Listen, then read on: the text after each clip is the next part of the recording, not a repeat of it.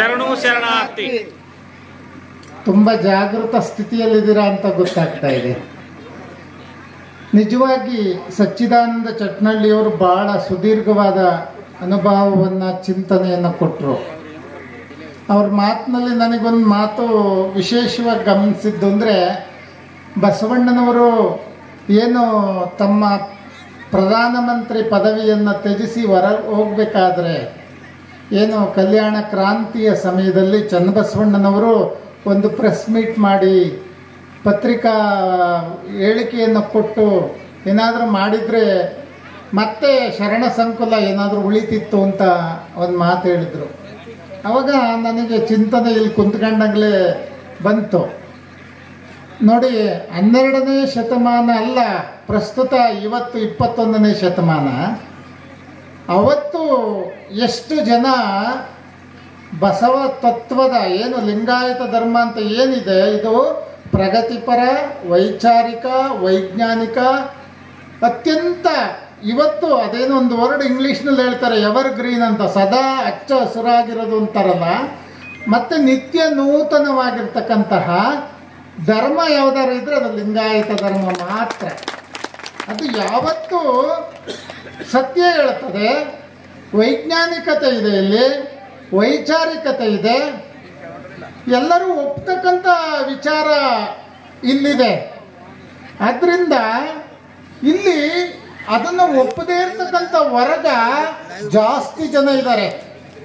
12ನೇ ಶತಮಾನದಲ್ಲೂ ಅಷ್ಟೇ, ಇವತ್ತು ಅಷ್ಟೇ.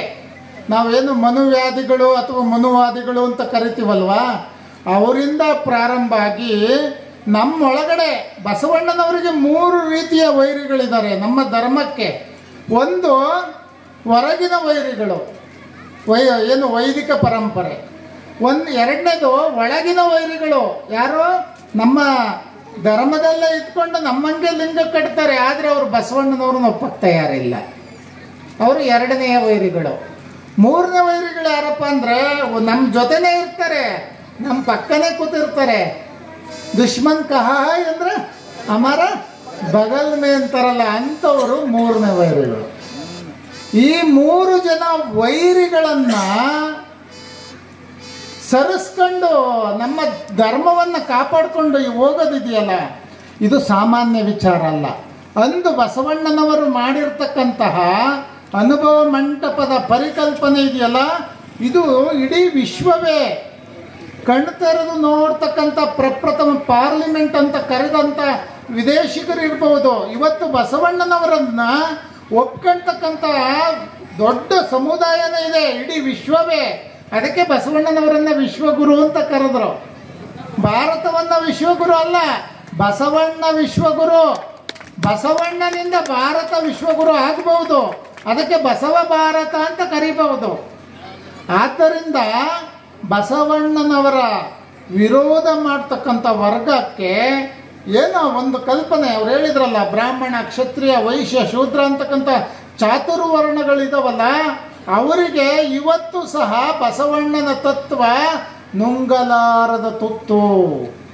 ಅವರಿಗೆಲ್ಲ ಏನಾಗ್ತಾ ಇದೆ ಅಂದರೆ, ಬಸವಣ್ಣನವರು ಸರ್ವ ಸಮಾನತೆಯ ಧರ್ಮವನ್ನು, ಸಮಾಜದ ಪರಿಕಲ್ಪನೆಯನ್ನು, ಅಂಗದ ಮೇಲೆ ಲಿಂಗವಿದ್ದವರು ಸಾಕ್ಷಾತ್ ಕೂಡಲ ಸಂಗನ ಶರಣರೆಂಬೆ. ದಾಸಿಪುತ್ರ ಆಗಿರಲಿ, ಅವನು ವೇಶ್ಯ ಪುತ್ರ ಆಗಿರಲಿ, ಯಾವ ಜಾತಿಯವನಾಗಿರಲಿ, ಯಾವ ವರ್ಣದವನಾಗಿರಲಿ, ನಮಗದು ಬೇಕಾಗಿಲ್ಲ. ಅಂಗದ ಮೇಲೆ ಲಿಂಗವಿದ್ದವನು ಸಾಕ್ಷಾತ್ ಶರಣ, ಸಾಕ್ಷಾತ್ ಕೂಡಲ ಸಂಗನ ಶರಣ ಅಂತ ಕರೆದ್ರು ಬಸವಣ್ಣ.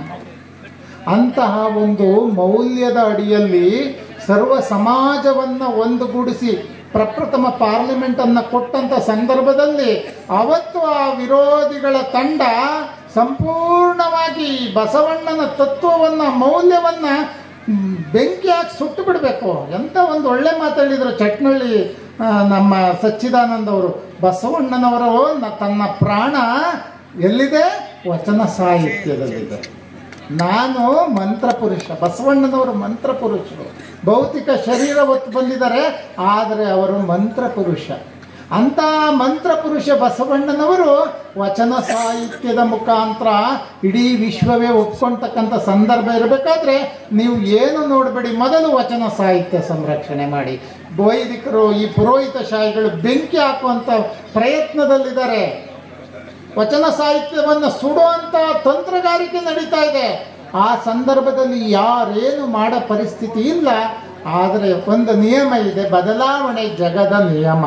12ನೇ ಶತಮಾನದಲ್ಲಿ ಆ ವಚನ ಸಾಹಿತ್ಯವನ್ನು ಏನು ಸಂರಕ್ಷಣೆ ಮಾಡಿದಂಥ ಕ್ರಾಂತಿ ಗಂಗೋತ್ರಿ, ಅಕ್ಕನಾಗಮ್ಮ, ಚನ್ನಬಸವಣ್ಣ, ಮಡಿವಾಳ ಮಾಚಿದೇವರು, ಇನ್ನೂ ನಾನಾ ಶರಣರು ಅವತ್ತು ಎಷ್ಟು ಗಣಾಚಾರದಿಂದ ಕತ್ತಿಯನ್ನು ಹಿಡಿದು ವಚನ ಸಾಹಿತ್ಯವನ್ನು ಸಂರಕ್ಷಣೆ ಮಾಡದೆ ಹೋಗಿದ್ರೆ 21ನೇ ಶತಮಾನದಲ್ಲಿ ಪಾಗೋ ಅರಳಕಟ್ಟಿಯವರು, ಪರಮಪೂಜ್ಯ ಲಿಂಗಾನಂದ ಅಪ್ಪಾಜಿಯವರು, ಮಾತಾಜಿಯವರು ಪ್ರವಚನಗಳ ಮುಖಾಂತರ ಇಡೀ ವಿಶ್ವ ಮಟ್ಟದಲ್ಲಿ ಬಸವಣ್ಣನವರನ್ನು ಪರಿಚಯಿಸದೆ ಹೋಗಿದ್ರೆ ಎಲ್ಲಿರ್ತಿತ್ರಿ ಲಿಂಗಾಯತ ಧರ್ಮ?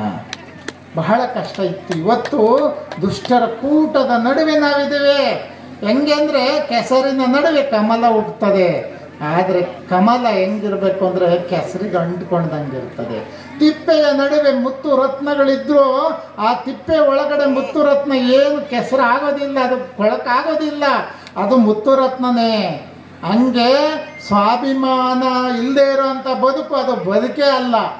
ನಿಜವಾಗಿ ಹೇಳ್ತೀನಿ, ಅದಕ್ಕೆ ಬಸವಣ್ಣನವರು ಹೇಳಿದ್ದು, ಲೇಸೆನಿಸಿಕೊಂಡು 5 ದಿನ ಬದುಕಿದರೆ ಸಾಲದೆ, 4 ದಿನ ಬದುಕಿದರೆ ಸಾಲದೆ, 3 ದಿನ ಬದುಕಿದರೆ ಸಾಲದೆ, 1 ಅರಗಳಿಗೆ ಬದುಕಿದರೆ ಸಾಲದೆ ಎನ್ನುವಂತೆ ನಮ್ಮ ಏನು ಅವತ್ತು ಬಸವಣ್ಣನವರು ತುಂಬಿರ್ತಕ್ಕಂಥ ಗಟ್ಟಿ ಬೀಜಗಳು. ಎಷ್ಟು ಜನ ನೀವು 9:45 10 ಗಂಟೆ ಆದರೂ ಇಷ್ಟು ಜನ ಕೂತಿದ್ದೀರಲ್ಲ, ನಿಜವಾದ ಮಾತಾಜಿ ಮತ್ತು ಲಿಂಗಾನಂದ ಅಪ್ಪಾಜಿಯವರು ಸ್ಥಾಪಿಸಿದ ಗಟ್ಟಿ ಬೀಜಗಳು ನೀವೆಲ್ಲ.